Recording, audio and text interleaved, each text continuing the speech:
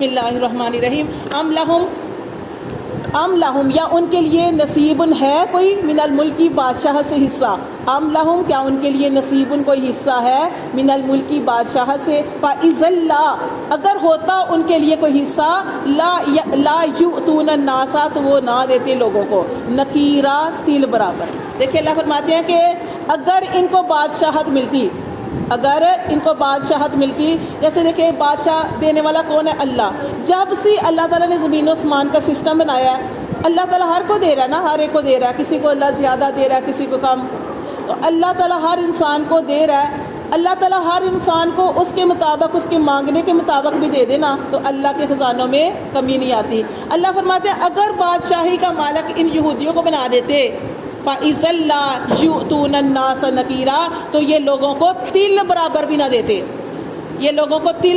نہ دیتے. یہ ان کی بخیلی کے بارے میں کہا جا رہا ہے. اللہ فرماتے ہیں ام یحسدون الناس کیونکہ یہ حسد کرتے ہیں لوگوں سے الا ما آتاہم اللہ جو اللہ نے ان کو دیا من فضلہ اپنے فضل سے. جیسے کہ نبی صلی اللہ علیہ وسلم سے حسد کرتے تھے کہ یہ اللہ نے ان کو کیوں نبوت دی. نبوت تو ہم میں سے کسی کو ملنی چاہیے تھی.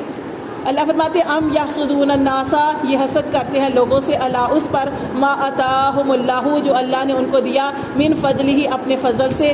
اللہ فرماتے فقد آتینا آل ابراہیم الکتابہ بس ہم نے دی ابراہیم علیہ السلام کو کتاب. اچھا یہ حسد کر رہے ہیں ان کی بات ہو رہی ہے. پھر اللہ تعالیٰ نے ابراہیم علیہ السلام کا ذکر کیوں کیا ابراہیم علیہ السلام کا ذکر؟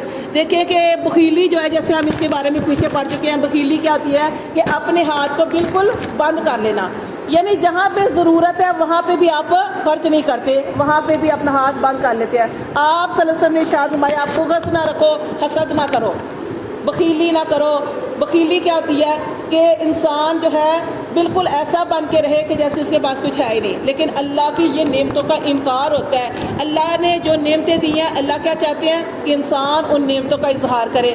اللہ فرماتے ہیں یہ اگر ان کو بادشاہی دیتے تو اس میں سے کچھ بھی حصہ نہ دیتے، ذرا برابر بھی کسی کو کچھ نہ دیتے. یہ حسد کرتے ہیں جو اللہ نے ان کو دیا. جیسے نبی صلی اللہ علیہ وسلم کو اللہ نے نبوت دی تو وہ کہتے تھے کہ اس کے حقدار تو ہم ہیں.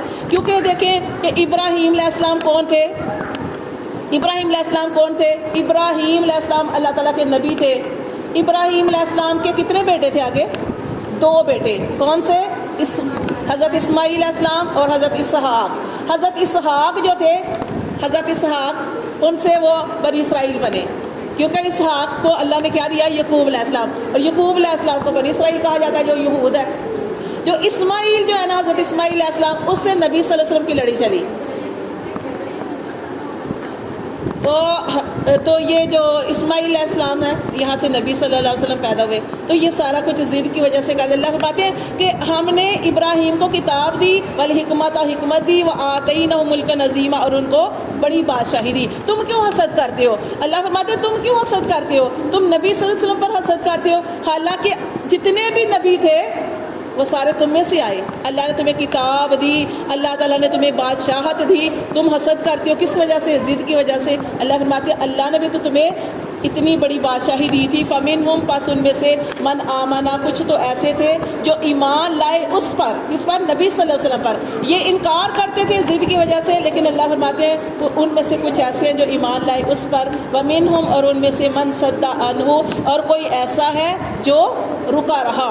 وکفا اور کافی ہے بھی جہنم سعیرا جلنے کے لیے. ٹھیک ہے. تو یہ جو حسد کرنا ہے یہ دیکھیں یہ کسی کو زیبا نہیں دیتا. نبی صلی اللہ علیہ وسلم نے ارشاد فرمایا کہ بغض نہ کرو اور حسد نہ کرو اور پیٹھ نہ پھیرو. پیٹھ نہ پھیرو سے متعلق کیا ہے کہ کسی سے تعلقات نہیں توڑو. اور پھر نبی صلی اللہ علیہ وسلم نے ارشاد فرمایا اللہ کے بندو سارے بھائی بن جاؤ. اور پھر آپ نے ارشاد فرمایا کہ کسی مسلمان کے لیے جائز نہیں ہے کہ 3 راتیں بھی خفا رہے. تعلقات قائم رکھنے چاہیے. صلہ رحمی میں آ جائے گی وہ بات.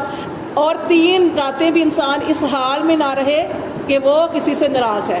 اگر 3 دن راتیں اس حال میں گزر گئی تو فوراً جو ہے وہ صلح کر لینی چاہیے. ٹھیک ہے. وہ معاملے کو ختم کر دینا چاہیے. ٹھیک ہے. یہ اس طرح کے یہ ساری چیزیں ہیں کہ پھر نبی صلی اللہ علیہ وسلم نے ارشاد فرمایا کہ جو بغض ہوتا ہے نا وہ بغض کا مرض جو ہے وہ یہ مرض ہے کہ آپ نے ارشاد فرمایا کہ یہ انسان کا صفایا کر دیتا ہے. یہ موڑ دیتا ہے. کس کو موڑ دیتا ہے؟ آپ نے ارشاد فرمایا میں یہ نہیں کہتا کہ یہ بغض جو ہے یہ بالوں کو موڑ دیتا ہے، بلکہ یہ بغض جو ہے یہ دین کا صفایا کر دیتا ہے.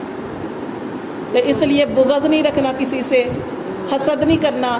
رشک کر سکتے ہیں، رشک کر سکتے ہیں، بغض اور کینہ. تو آپ نے فرمایا کہ آپ رشک کر سکتے ہیں. حسد کیا ہوتا ہے؟ حسد یہ ہوتا ہے کہ یہ فلاں کے پاس چیز ہے، یا فلاں کے پاس بڑی قابلیت ہے، یا فلاں کے بیٹے ہیں، تو حسد کرنا کہ یہ نعمت اس سے ختم ہو جائے، یہ نعمت اس سے ختم ہو جائے، تو یہ حسد میں آتا ہے. تو اس سے منع فرمایا ہے. ہاں آپ اگر کسی کی چیز دیکھ رہے ہو، کسی کا اچھا سا گھر دیکھ رہے ہو، تو کیا کہو ماشاءاللہ ماشاءاللہ، اللہ نے اس کو دیا ہے، اللہ مجھے بھی دے. اس کے بیٹے ہیں، آپ دعا کر سکتے ہیں اللہ مجھے بھی بیٹا دے. آپ حسد نہیں کر سکتے. حسد کا مطلب ہوتا ہے کہ آپ کہتے ہیں کہ یہ اس کی نعمت چھن جائے. حسد کیا ہوتا ہے؟ جلن، کڑن، میرے پاس یہ چیز آئے نہ آئے، اس کے پاس ختم ہو جائے. ہاں حسد جو ہے یہ ایسے ہی تباہ کر دیتا ہے. تو اس لیے کوئی کسی کے پاس کوئی نعمت دیکھے تو اس پر ماشاءاللہ لا حول ولا قوت کہنا چاہیے، اور یہ کہنا چاہیے، اپنی دعا کر لینی چاہیے اللہ تو اس کو دے سکتا ہے، اللہ مجھے بھی دے سکتا ہے. ہاں تو اس طریقے سے